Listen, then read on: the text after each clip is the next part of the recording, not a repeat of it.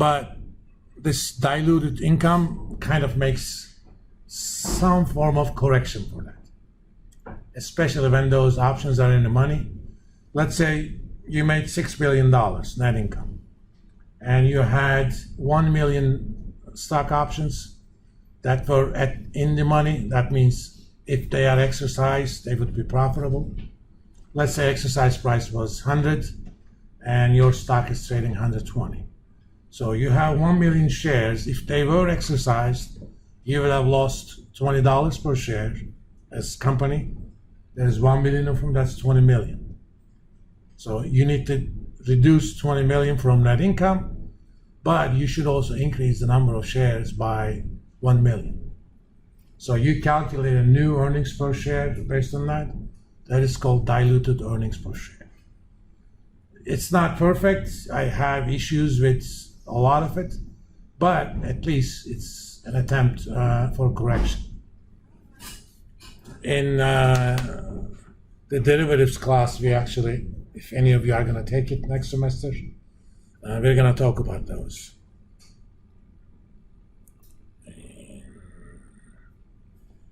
In this case, they also do something with respect to Ford Credit.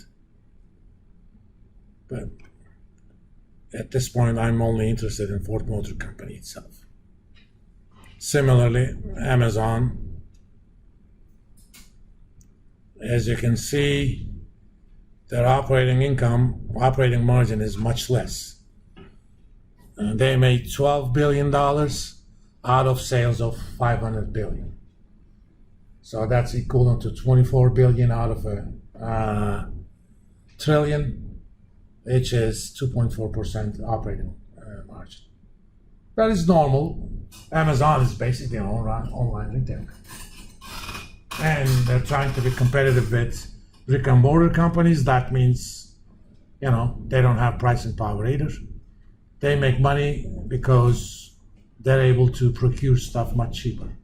They have a legendary logistics system or supply chain.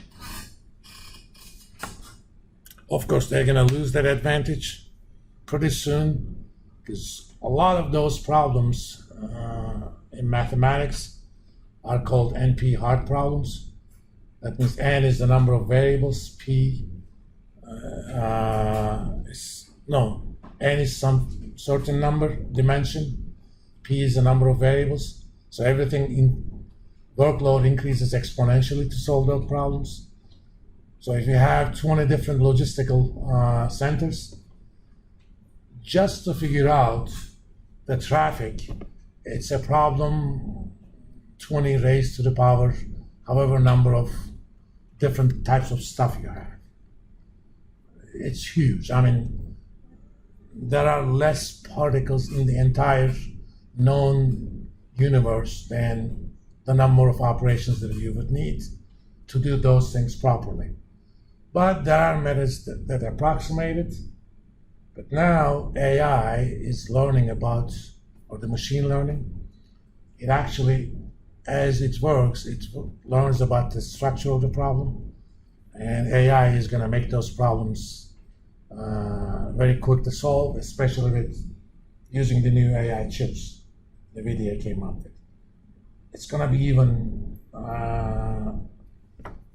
less time consuming once the quantum computers come into the business. I mean, things way back when I was working on my dissertation in economics, I was doing something on advanced statistics called econometrics. And I came up with a method, and it was relatively complicated. I had to maximize a problem that was not even continuous, let alone differentiable. That meant I had to use approximate methods. Coding that wasn't that much of an issue. Suddenly, a new machine came. I was at Boston College then. It was a 64-bit alpha frame. I mean, now these computers have 64-bit, but back then PCs had 16-bit.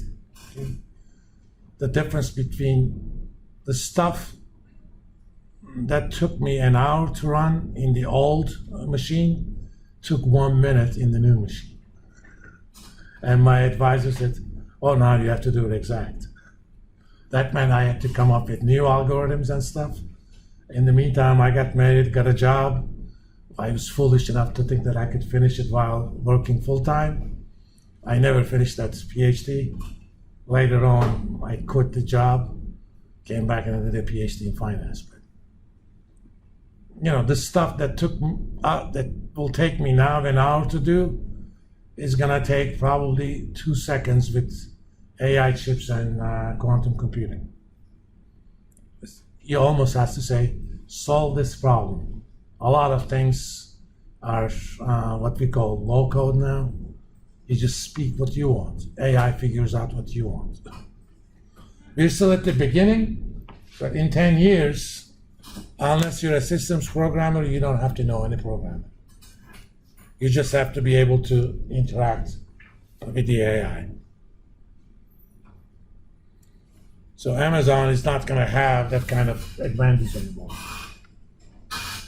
So if you believe that Amazon is going to keep growing at these same rates, you will be mistaken, in my not so humble opinion. All right, in terms of income statement, a few definitions. We're going to talk about something called EBIT, short for earnings before interest and taxes. This is sometimes also known as operating income. But I'll definitely use just EBIT. We're going to talk about EBITDA. It's EBIT plus depreciation.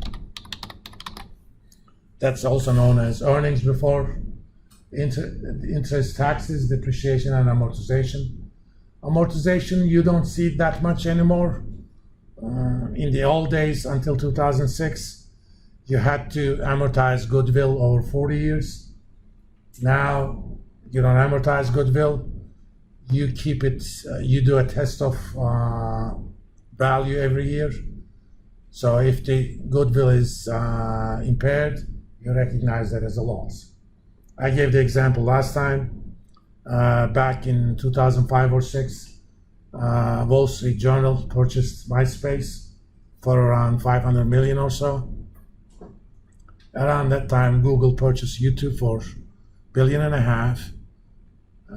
and the goodwill generated was around 1.1 billion, because net assets of YouTube was about 500 million or so. I don't know how much goodwill was generated with MySpace. We know what happened to MySpace. If you're looking for any pedophiles, you can find them in MySpace now. After Facebook came, they basically went to the trash of history. Now, your Wall Street Journal, in the old days, you basically waited 40 years to write that off, okay? Now you say, okay, I recognize that it's worth zero now, so I'm going to take $500 billion loss. Since 2006, you can do that. So you don't see much amortization these days. But it's a generic term for depreciation type non-cash expenses. Of course, we have EBT, not the food stamp version. This is earnings before taxes. And we have NI, net income. And these are all related. EBT equals net income plus taxes, or net income equals earnings before taxes minus taxes. EBIT equals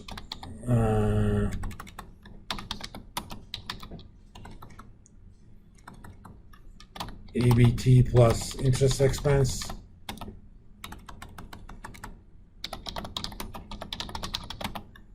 course, net. And EBITDA is EBIT plus depreciation. These are pretty much the identities you need to know. And if you want to think about net income calculation, it's sales minus cost of goods sold minus interest expense times 1 minus tax rate. Or taxes are EBT times tax rate. By the way, I don't want you to memorize any of these formulas. A, we have no assessments where time is an issue. And 2, they are all at home, both quizzes and homeworks. If you want to memorize them, be my guest, that's your problem. I have almost identical memory, I can memorize stuff, I choose not to. Even when I was taking advanced calculus, I always knew how to derive the formulas if needed. It's a lot easier if you actually understand what that formula means and where it comes from. Otherwise, you're going to rely on your memory. It's a non-issue for this course. Let's say you're in another course, you have a closed book exam on a time limit. If you simply memorize stuff and your memory is not as good as mine, you're in trouble.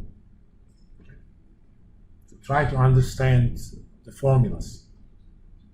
You can still try to memorize it, that's fine. I mean, in advanced stats classes, I never memorized formulas. A few times I didn't remember what they were, but I knew how they were obtained. I just derived it and went from there. Why? Because I had an understanding. So pay attention to understand stuff rather than, oh, what goes into that formula? Again, this formula is there, but what does it mean? If you don't understand that, let's say I ask you to calculate total assets and you find negative 30, okay? I'm gonna kill you, figuratively speaking. I mean, I'm not doing it in this class, but